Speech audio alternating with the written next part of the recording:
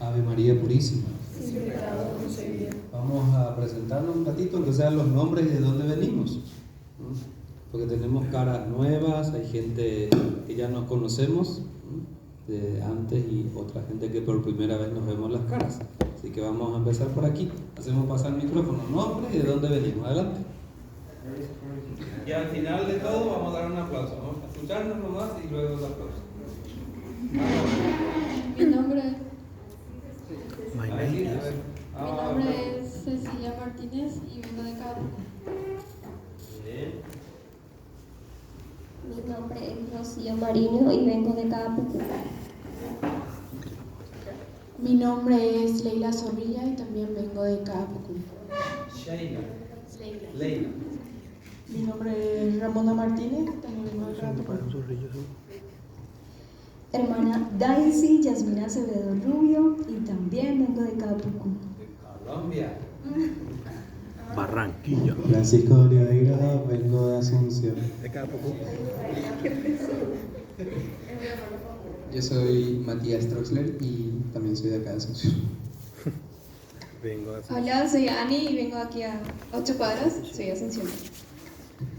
Yo soy Oscar Chávez, también soy de acá, de Asunción. Hola, soy Nunila, originaria de Villarrica, pero ahora habitando acá en Asunción. Guaireña de corazón. Guaireña de corazón. Hola, soy Francisco, acá vivo de Sajonia. Hola, soy Gabriela y vengo también de Asunción. Hola, me llamo Fátima y soy de Asunción. Me llamo Julio y actualmente estoy viniendo de Paraguay porque estaba de campo. Pero soy de Asunción. De Natalia. Buenas, soy Fernando Gamarra del Luque. Luqueño. Soy Daniel Peña y vengo de dos cuadras acá, pero está en Asunción.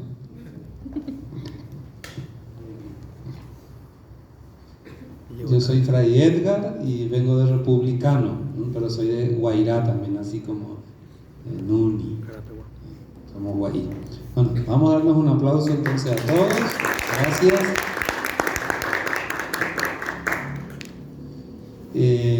Hoy el tema que nos convoca es la lectura orante de la palabra.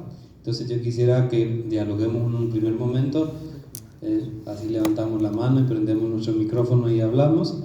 ¿Qué idea tenemos de esto? Si ya escuchamos, seguramente ya hicimos otro taller, o a mí me escucharon ya, incluso a mí, en otro lugar, en otro momento.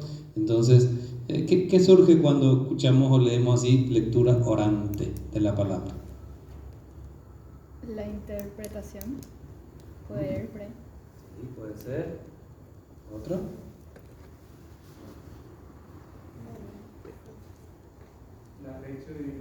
La Lección Divina, que es el nombre clásico. Esto está así porque la pila se está acabando. Hace ruido. Lección Divina, sí. ¿Otro? Lo que uno medita sobre la palabra. Lo que uno medita sobre la palabra, sí. ¿Qué más nos viene así a la cabeza o al corazón? Estamos constando con la palabra de Dios. Constante con la palabra de Dios. ¿Sí? Bien. Leer en oración la palabra de Dios. Leer en oración. Las dos palabras. Bien. Yo creo que también podría tener algo que ver con comunicarse con Dios mientras uno está leyendo la palabra. Interesante, gracias. Bueno, vamos a hacer rápidamente un pequeño recorrido, un poco de historia. LD significa lección divina, lo que decía acá compañero, ¿no? Lectura orante o lección divina en latín. Lección divina significa la lectura de Dios, ¿no?, o lectura orante de la palabra, LOP. Entonces tiene un largo caminar, no es un invento del siglo XXI, sino que viene de hace años o siglos en la iglesia. Sobre todo se empezó a sistematizar en la Edad Media, en la época de nuestro Padre Santo Domingo, incluso antes de Santo Domingo, siglo XII, XI, entre los monjes. Y ahí vemos, por ejemplo, a un monje cartujo leyendo la palabra, Guido, Vigo, depende de cómo se traduzca. Entonces se le atribuye a este monje llamado Guido II, el sistematizar en una práctica que ya se venía haciendo en la iglesia. Entonces él tiene un escrito en su carta del siglo XII, 1174 aproximadamente. Él explica que la lectura, la lección divina o la lectura orante de la palabra, explica con el ejemplo de la escalera de Jacob. En Génesis, en el capítulo 28, hay una narración, un relato en donde Jacob, luego será Israel, Jacob se pelea toda la noche con un personaje desconocido, que era Dios, y él esa noche sueña una escalera que va del cielo, de la tierra al cielo. En su sueño Jacob ve eso. Entonces este monje Guido toma esa imagen de la escalera que lleva al cielo y entonces dice así. ¿Alguien nos quiere leer?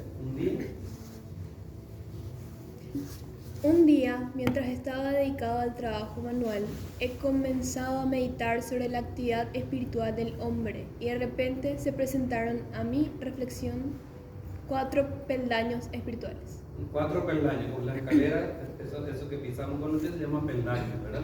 Entonces él de repente piensa en 4 peldaños. Entonces ahí viene la de Jacob. Entonces, estos 4 peldaños, evidentemente en el siglo XII se escribe todo en latín. Entonces, al primer peldaño le llaman lectio, se escribe lectio, pero en latín la T se lee como C, lectio, entonces es lectura.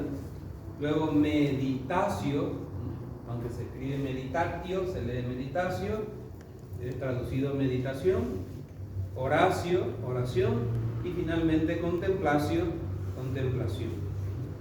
Entonces este monje en el siglo XII, él sistematiza así y piensa que es así como 4 pasos o 4 peldaños para llegar al cielo, desde la lectura a la contemplación. Entonces, y tuve un sueño y ahí Jacob relata lo del sueño. Entonces, a mí me gustaría que si pudiéramos retener un poquito estos nombres, porque estos nos van a acompañar en el transcurso de lo que vamos a practicar. Vamos a hacer primero teoría y luego vamos a hacer práctica. Podemos repetir juntos, así como en la escuela, los 4 peldaños. Lectio, meditatio, oratio, contemplación. Otra vez, a ver. Lectio, meditatio, oratio, contemplación. Ya Emilio, a ver. Lectio, meditatio, oratio, contemplación. ¿Quién se anima a decir solito los 4? Así sin mirar ya. Eso se queda acá, así ejercitamos la memoria. ¿En español? Esforzamos el cerebro. El cerebro mira una vez y ya capta la información. Solo que a nosotros nos cuesta nomás después recuperar esa información. ¿Quién se anima? Dale. Lectio. Dale. Lectio, meditatio, oratio, contemplación. Muy bien, por Dios. Muy bien. ¿Por aquí alguno más se anima? Ahora las mujeres. ¿En dúo o en trío? Lectio, meditatio, oratio, contemplación. Ah, muy bien, Fátima. No voy a decir que ella es mi hija, ¿verdad?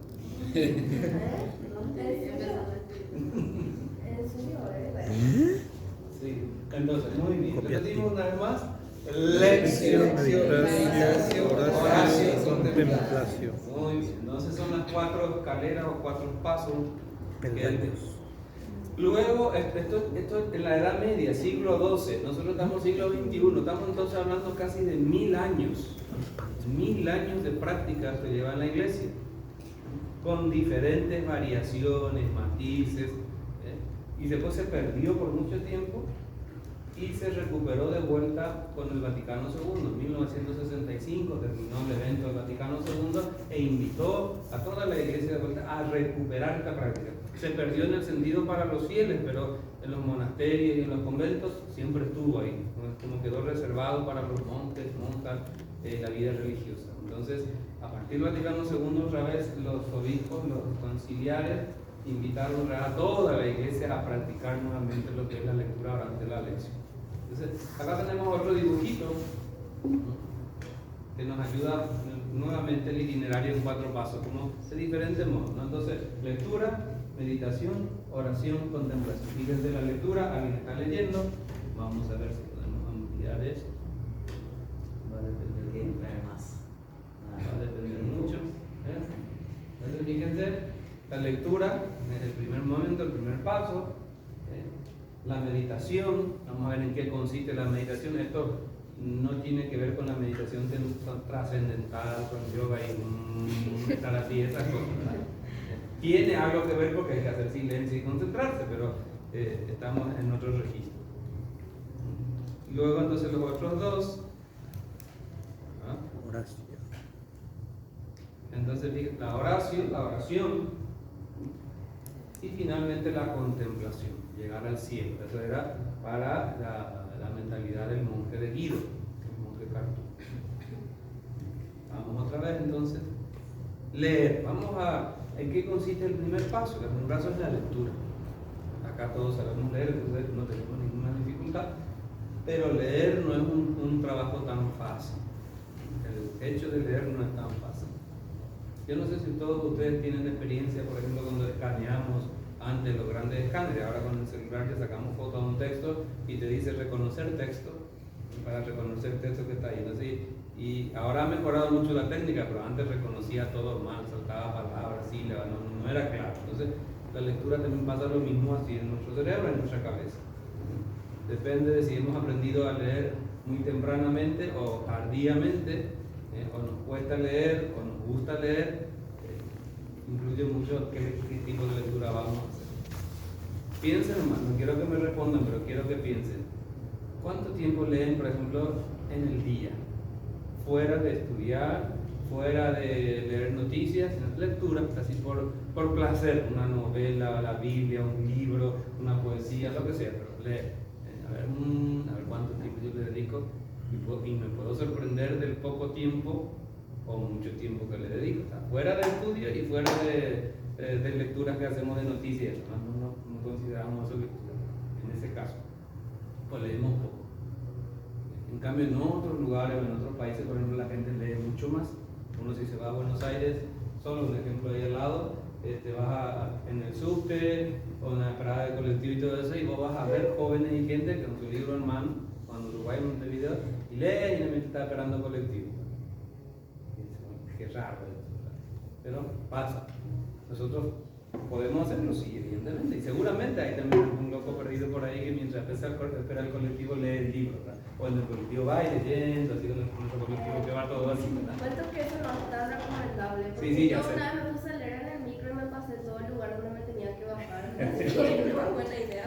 Sí, no, Tengo que tomar otro para volver. Claro, no es buena idea, exacto. Pero digo, solo es el hábito, digamos, la gente que lee, ¿no? Nosotros leemos poco, simplemente eso quiero poner de relevancia, que leemos poco. Entonces, ¿en qué consiste la lectura? ¿Alguien nos quiere leer esto? Otra voluntaria, ya creo que nos le lleva a Analía. ¿Quién puede leer? No es cosa fácil leer sin que nos vengan imágenes o ideas sobre lo que siempre hemos escuchado decir del texto. Solo leer, rumiar. Entrando ya en el ámbito bíblico, ¿cuál es la dificultad que tenemos? Yo leo un texto bíblico y entonces la tentación es eso, de que vienen imágenes de cosas que nosotros ya sabemos, o se nos dijo, o aprendimos en catequesis, o alguien nos dijo, entonces leemos y ya queremos interpretar a la par de la lectura. Entonces esa es la tentación. Y acá dice, este primer paso es solo leer, rumiar cómo las va a darle vuelta a lo que leemos, darle vuelta, cómo está, qué dice, qué quiere decir, por qué dice así, qué hacen los personajes, qué acciones, cómo se mueven, qué actitudes, es leer. Todavía no entramos a interpretar, queremos leer, ver los hechos objetivamente. ¿Qué dice el texto? Sería esta primera parte. ¿Qué dice el texto? La lectura.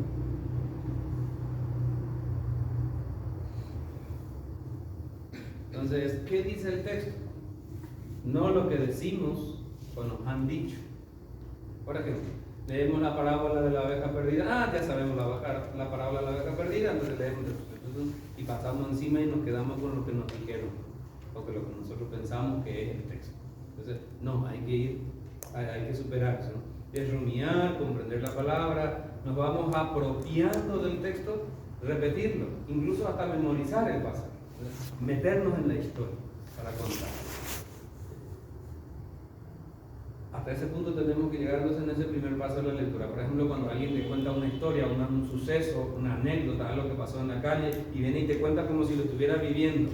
Entonces, a ese punto tenemos que llegar entonces de leer el texto, de decir, me apropio, me identifico a las personas, como pasa con las películas también. Yo me imagino que la mayoría de ustedes consume películas y series, ya sea en Netflix, en YouTube, en Internet, donde sea. Entonces, uno, por ejemplo, si sigue una serie, enseguida se aprende los nombres de los personajes, los protagonistas, los temas y qué pasa ahí, ¿verdad? Y con el texto bíblico es lo mismo. Si logramos eso, vamos a entender entonces el texto. Y con las películas o con las series nos pasa enseguida. Pero a veces uno se sienta y no entiendo qué pasa aquí, entonces no entiendo qué pasa aquí. Con el texto bíblico pasa lo mismo. Hay series que nos atrapan, videos que nos atrapan y otros que no. Y con el texto bíblico lo mismo. Habrá textos más difíciles, habrá textos que nos encanta leer y otros textos que no le encuentro la vuelta. Entonces, seguimos. Segundo paso en la meditación. ¿Quién nos quiere leer? En este momento nomás tiene que ser. Sí, en este momento le preguntamos al texto, ¿qué me dice el texto? Para esto releemos comunitariamente. Releemos comunitariamente. Por aquí esto.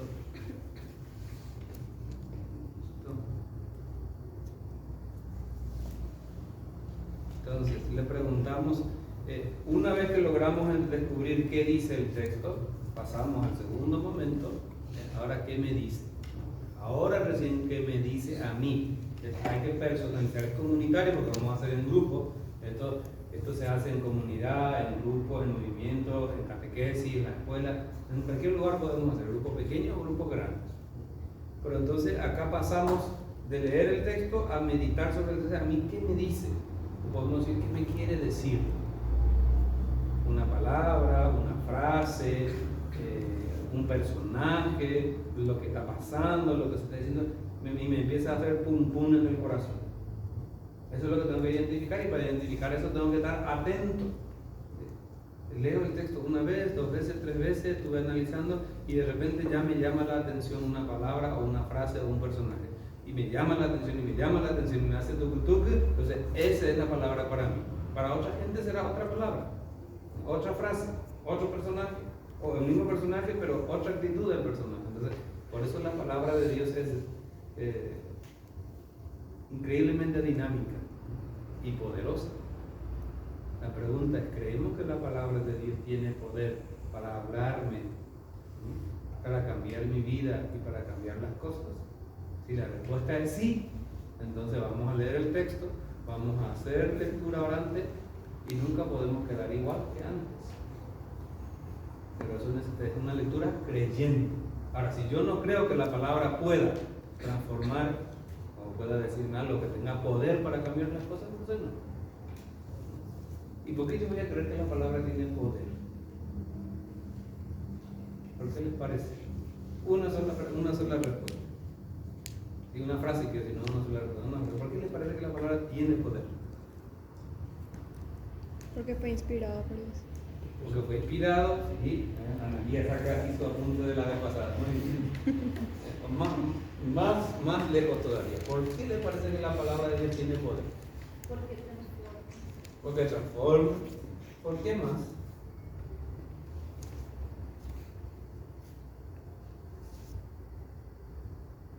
Porque la palabra se hace vida, se hace acción.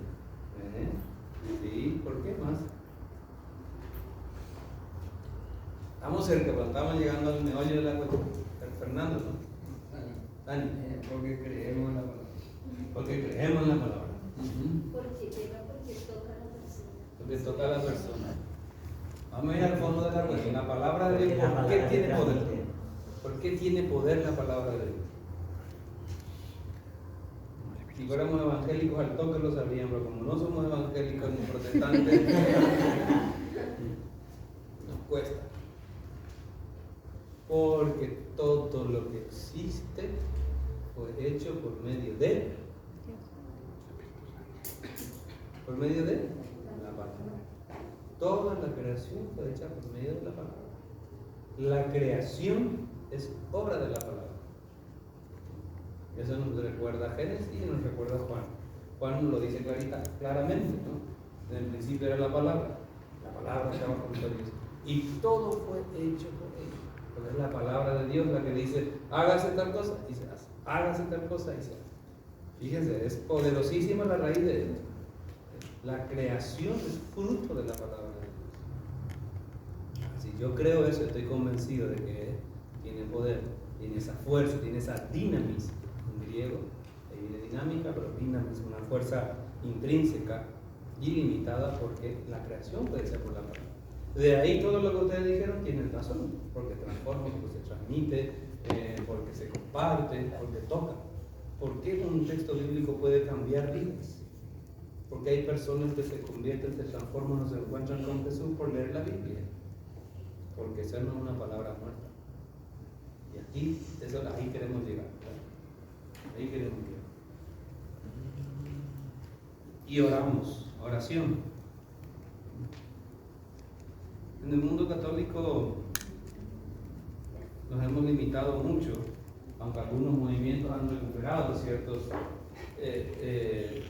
ciertas formas de orar o de rezar, pero en el mundo católico nos hemos enfrascado mucho en el rito y en la liturgia, pero la oración es mucho más abarcante que lo que nosotros hacemos en la misa, o en la catequesis, o en una reunión. Por ejemplo, Santo Domingo, ¿no? El Padre Santo Domingo rezaba con todo el cuerpo, ¿Qué significa rezar con el cuerpo? Involucrar el cuerpo en la oración. Y eso es rezar con las manos, alzar las manos, bajar las manos, arrodillarse, postrarse, sentarse, caminar, pararse, con todo el cuerpo, involucrar. Por eso tenemos ahí las manos extendidas así. El único momento nosotros que en la misa entre todos hacemos eso, ¿en qué momento es? En el Padre Nuestro, ¿verdad? Y difícilmente vamos a ver un católico que vamos a rezar o vamos a orar y se ponga las manos así, ¿verdad? Nosotros más somos de hacer esto, ¿verdad? Y no está mal, pero también es bueno abrirse a otras posibilidades en ese orar con la palabra, ¿no? El abrirse a lo que Dios es capaz de hacer. Entonces, queremos llegar ahí a la oración. ¿Quién nos puede leer, por favor? Desde lo que nos dice el texto, ¿qué le decimos al Señor? El texto me pide, el texto me interpela, el texto me involucra. Gracias. Entonces, desde que primero hemos leído el texto, luego hemos descubierto qué me dice o qué me quiere decir o qué siento que me está diciendo. Entonces ahora llegó el momento de que yo le pueda responder. ¿Qué le decimos? Ahí está en plural porque está pensado para grupo. ¿Qué le digo si hago yo por una persona? ¿Qué le decimos? ¿Qué le digo? Y ahí llegamos a la oración. El Señor me pide algo, yo siento que a veces la palabra puede tener muchísimas posibilidades. Leo un texto bíblico y a veces una frase me puede dar consuelo, otra frase me puede dar alegría, otro texto me puede dar fortaleza, otro texto me puede llamar a la conversión, me zarandea, me dice a la tuti, para allá, baja unos cambios, cambiar. Otros textos me pueden hacer llorar porque tocan mi corazón. Otros textos me pueden servir para dar gracias a Dios, genera en mí alabanza, genera en mí agradecimiento. Las posibilidades son infinitas. ¿Qué genera en mí? Y no tiene que ser todo lo que uno para todos, no. Para cada uno según su necesidad. Porque me pide, que me interpela, no sé. La oración también tiene que ser así. Reitero. Entonces, mi oración depende de lo que yo llego a comprender y captar que me pide, que me dice, que me interpela. Y desde textos que me pueden dar un palazo hasta textos que me pueden consolar y dar alegría. Entonces, por ejemplo, cuando hacemos un ejercicio de lectura orante, eso lo podemos hacer con el Evangelio del día, con otro texto del domingo, por ejemplo, y hay textos que me dicen mucho, que me gustan, que me encantan, y hay otros textos que no me dicen nada, no entiendo. Entonces, si no entiendo, no me dice nada, me tengo que preguntar, ¿por qué no me dice nada? ¿Por qué no entiendo? ¿Por qué no logro agarrar el texto hoy? Y ahí voy a meterme en el corazón y voy a ver qué está pasando ahí. ¿Sí? Y por último queremos llegar a la contemplación. La contemplación en sentido dominicano. Ojo, que la contemplación un concepto genérico que depende en la iglesia de qué carisma o de qué lado o de qué perspectiva, tiene definiciones diversas, no es una palabra unívoca. Unívoca significa que tiene un solo significado, ¿no? Hay posibilidades. Entonces en el mundo dominicano la contemplación se entiende así, en la raíz latina, contempla acción, o sea que es algo que yo recibo y lo tengo que llevar a la práctica, a la acción. Entonces por eso la pregunta es: ¿a qué me invita el Señor? Contemplar para nosotros es llevarlo a la práctica. Para otro carisma y para otra gente en la iglesia, contemplar va a ser quedarme así absorto ante el Señor, o quedarme ante el Santísimo, o quedar contemplando la belleza del Señor. Va a ser eso. Pero para los dominicos y dominicas, contemplar es eso que yo recibí, lo voy a compartir, lo voy a dar. Eso es lo que se llama contemplación activa. Algunos incluso le ponen contemplación / acción. O algunos textos, por ejemplo, va a traer el libro, yo creo que la Biblia de los jóvenes trae también la lección divina con 5 pasos. Entonces, contemplación cuarta y 5.º paso, acción.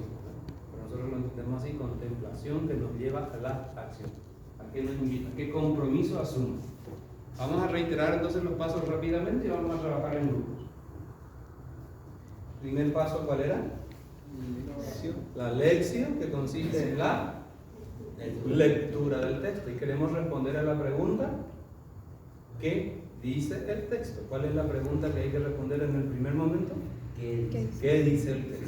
Ese es el momento donde más tiempo vamos a trabajar. Luego, segundo momento, el que me dice el segundo, en meditación. ¿Qué me dice? Entonces es el segundo momento. Meditación, que me dice a mí, personalizo la palabra. ¿Qué me dice? Tercer momento, oración. ¿Qué le digo yo al texto? Esa es la pregunta que da. ¿Qué le digo yo? ¿Qué me hace decir? Y finalmente, cuarto momento, contemplación. ¿A qué me invita? ¿Qué voy a hacer? ¿Qué compromiso? Y tiene que ser todo en la misma línea, porque no vale dispersarse. La dispersión es una tentación muy grande que tenemos en estos tiempos que vivimos. Dispersarnos es fácil, estamos estudiando algo, tenemos el celular, tenemos la computadora, tenemos la radio, entonces estamos haciendo ahí, está estudiando, responde acá, o si no, multiventana, está con la computadora y tiene 20 ventanas ahí, no se concentra la gente así. Y en la oración también pasa eso, ¿verdad? Entonces yo necesito ir en la misma línea. Ejemplo, rapidito, leo el texto, vamos a suponer que leo el texto del samaritano compasivo y entiendo el texto, que dice el texto, y entiendo, o sea, saco una idea, una frase que para mí me gusta, a mí me dice, la invitación es: vete y haz tú lo mismo. ¿Qué es lo que voy a hacer? Hacerme prójimo del hermano o de la hermana. Bien, voy a orar en esa línea. Señor, dame la gracia, ayúdame a ser prójimo, a ver, a sentir compasión. Hago en la misma línea. Mi compromiso tiene que ir en la misma línea. Es decir, ¿qué significa vete y haz tú lo mismo para mí hoy? Y cada vez que yo todos los días voy a mi trabajo, al colegio, a la universidad, y siempre que paso por ahí veo a una señora, a un señor, unos niños que siempre piden caramelo, qué sé yo, están ahí en el semáforo hinchando o suben al colectivo a vender cosas, y yo siempre trato de cerrar los ojos porque no quiero ver eso. Es decir, voy a cambiar de actitud con eso. No voy a solucionar la vida de esa persona, pero voy a cambiar de actitud. Algo voy a hacer, no sé qué voy a hacer. Voy a llevar una banana, una manzana, un sandwichito, un medio pedazo. Entonces cuando otra vez en el semáforo mi me pide, la señora me pide dinero, te voy a dar. Ya cambié y va en la línea que yo estaba rezando. Y así, cosas así, 20.000 cosas más podemos hacer. ¿Se entiende? Entonces me tiene que llevar a una... Estoy leyendo un texto sobre la oración y veo que yo no rezo solo cuando necesito, paso todo el día ni me acuerdo de Dios, ni me levanto, ni cuando me acuesto o me siento a comer, no me acuerdo de Dios, pero cuando necesito ahí me acuerdo de Dios. Y leo un texto que me invita a que tengo que rezar siempre. Voy a empezar desde hoy a poner en práctica así. Así cada uno tiene que ir buscando. ¿Sí? Bueno. Ave María Purísima. Pregunta, por favor.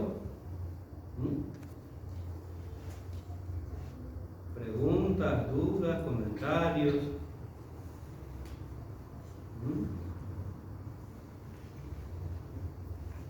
Sí. ¿Cómo uno elige lo que va a leer? Buena pregunta. ¿Qué elijo para leer? No hay una fórmula, pero lo más recomendable es, por ejemplo, leer lo que la iglesia está leyendo en todo el mundo, ese texto. Entonces es el Evangelio del día. ¿Y dónde encuentro el Evangelio del día? En la liturgia cotidiana o en el celular. Hay 20.000 canales para suscribirse a un grupo de WhatsApp que te mandan el Evangelio del día. En la página de los dominicos tenemos el Evangelio del día. Entonces, tomas ese texto. O el texto del domingo. Entonces, ¿por qué es importante o recomendable eso? Porque así estás en sintonía con lo que todo el mundo está leyendo en la iglesia. O otra posibilidad es, bueno, yo me voy a proponer este mes de junio que viene, voy a leer solamente Lucas. Voy a leer Lucas de punta a punta. Entonces todos los días hago un capítulo de Lucas. Tiene 24 capítulos y 24 días voy a terminar. Lo puedo hacer también así. Podés hacerte vos tu plan personal o podés hacer la lectura de Lucas. Tanto lo uno o lo otro es muy importante porque te va a dar un panorama que antes no vas a tener. Porque normalmente nosotros no leemos la Biblia de seguido y no le dedicamos tiempo a un texto. Cuando le dedicamos un tiempo de seguido, descubrimos muchas cosas que pasan así desapercibidas. ¿Preguntas? Edgar, hermano, en nuestra iglesia no tenemos esa cultura de rezar una palabra o de meditar sostenido en el tiempo. Siempre es como que vamos a tener un retiro y vamos a trabajar, no sé, el Evangelio de San Jesús, o como el buen samaritano. Y son un día y medio, 2 días que esa reflexión termina ahí, porque nunca nos enseñaron como bien está diciendo, ponernos una meta y leer o reflexionar de forma sostenida. Recuerdo que incluso cuando anteriormente contigo y con mi casa también hace tiempo atrás que nos pusimos como meta que se leer el Evangelio de Mateo por un mes. Es complicadísimo si no tenemos esa cultura, ese hábito, ¿verdad?, de sostener esa rutina. Así es. Porque suponemos que la gente hace y la gente no hace. Entonces realmente es un cambio grande, una conversión de dedicarse a leer la palabra. Y es que es contradictorio porque la palabra debería ser la fuente de todo lo que hacemos, pero no es. Entonces, es eso, para tomarse el compromiso cada uno de decir 5 minutos, 10 minutos, o antes de dormir voy a leer un capítulo o 2 capítulos del Evangelio. Por ejemplo, Marcos tiene 16 capítulos. Si yo me siento, ¿saben en cuánto tiempo se lee todo Marcos de seguido, así, de un tirón?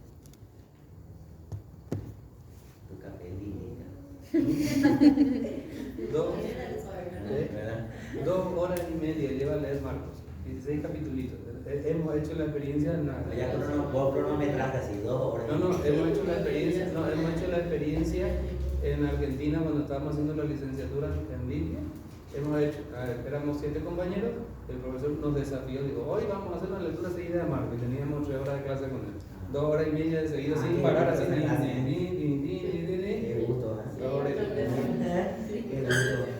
Bueno, pero no se sorprendan.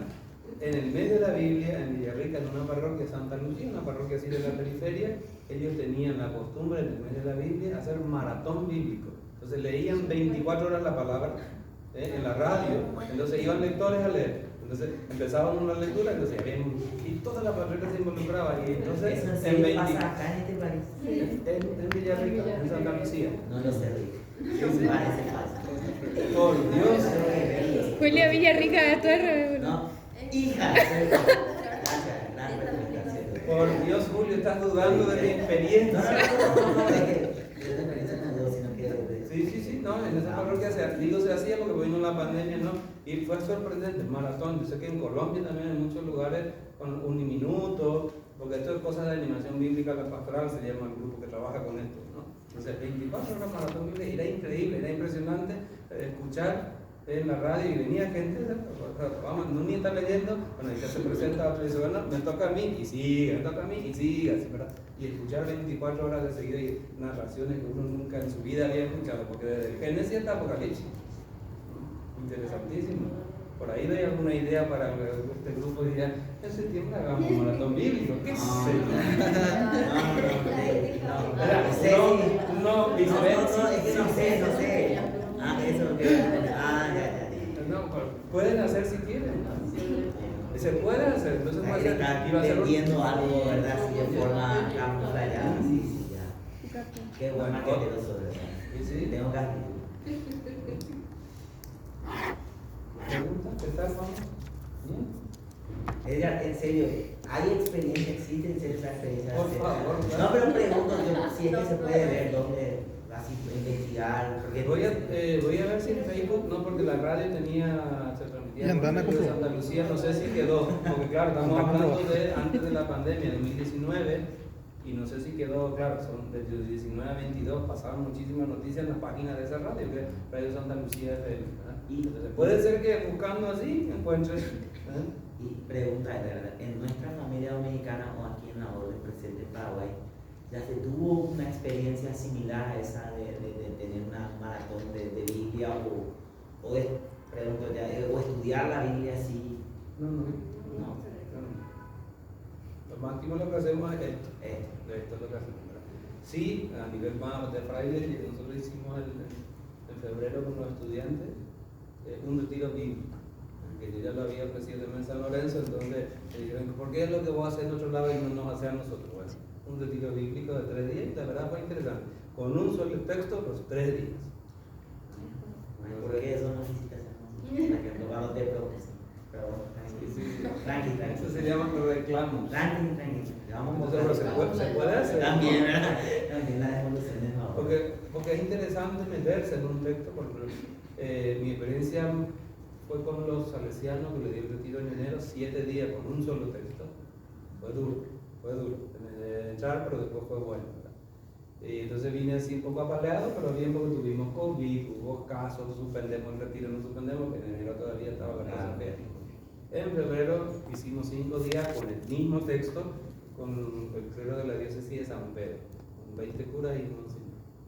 Y quedé realmente sorprendido, porque el texto de Maús, que ya lo vengo trabajando así mucho, y uno dice, no puede ser. Cosas que la gente compartió, que dijo, las perspectivas diferentes que salió. O sea, este año ya hice 4 retiros con Emaús. Y sigo aprendiendo de Emaús. Solo el texto de Emaús. Podemos hacerlo, pero con cualquier otro texto se puede hacer eso. Bueno, vamos a mirar esto. Entonces la palabra inicialmente es oída. Esto ya es una dificultad porque estamos en tiempos donde no nos escuchamos. Y esto es muy sinodal, si vamos a pensar en clave sinodal, tiempo de escucha. La palabra es oída, la palabra apropiada, o sea, me apropio, es mía, para mí, no es para mi vecino ni para el otro. Qué bien le viene esta palabra a Junior que está chateando ahora en su celular. No, es para mí la palabra. Me apropio. Y finalmente se expresa nuevamente. Fíjense este círculo. Si vamos a ser fanáticos dominicos, vamos a decir, esto es muy dominicano. Porque se escucha, se apropia, se contempla y se da lo contemplado. Finalmente se expresa nuevamente. Se va dentro del círculo. ¿Y tú? Entonces ya vamos. Fíjense en ese esquema. ¿Reconocen esa pintura, ese fresco? La creación que está en el Vaticano, ¿no? De Michelangelo. Entonces, hacer de la palabra mi propia palabra. ¿Cuándo llegamos un parámetro para decir esta gente o este grupo de gente conoce la palabra? Es cuando ya se empieza a hacer chistes y bromas sobre la palabra. Porque te apropias tanto de la palabra que sos capaz de sacarlo en chistes y en bromas. Está pensando así, pero no en cualquier chiste, sino que en el sentido de la palabra, o sea, que es capaz de hacerlo en broma, en chiste, pero que en el fondo siempre apelando a la profundidad. Por ejemplo, en casa Paco, terrible, Paco todos los días te saca así 20.000 cosas de frases bíblicas, estamos comiendo y dice, oye, hijo, entonces dice, me voy al lugar teológico por excelencia. En el lecho me acuerdo de ti, meditando, me acuesto, medito en ti, dice el texto bíblico. Entonces él enseguida ya saca la broma, dice, me voy al lugar teológico por excelencia. Y cosas así, pero 20.000. Entonces es hacerlo mi propia palabra, ¿sabes? Hacerlo mi propia palabra. Y entre los estudiantes de Biblia siempre pasa eso, sobre todo en el nivel ya avanzado, la gente se tira bromas, se responde con bromas bíblicas. Entonces, ¿qué dice Juan? Porque es para allá un grupo que está con eso. Entonces, hago mi propia palabra. Ilumina la vida y la vida ilumina la palabra. Esto es lo importante, a esto tenemos que llegar. No es ser experto en Biblia, porque eso no es lo que sino es iluminar mi vida, que la palabra ilumine mi vida, áreas de mi vida, y viceversa, ¿no? La vida ilumina la palabra. No es lo mismo leer la palabra en la crucita esta noche, que leerlo en el bañado, que leerlo en el Chaco, o qué sé yo, leerlo en África. No es lo mismo. Porque la vida, la situación de esa persona, también ilumina y refleja la palabra. Ave María Purísima. Vamos a formar grupitos para trabajar. Tenemos un break primero si querés o comenzamos con otra. Son las 6:20. ¿Hacemos el corte para el breakfast o al final hacemos la meriendita? Podemos hasta y media. ¿Cómo? Hasta y media podemos hacer el break. Bueno, 10 minutos. Vamos a hacer 10 minutos de break. 10 minutos, entonces vamos a Así compartir respiramos, ahí. miramos las piernas y nos conocemos. Adelante.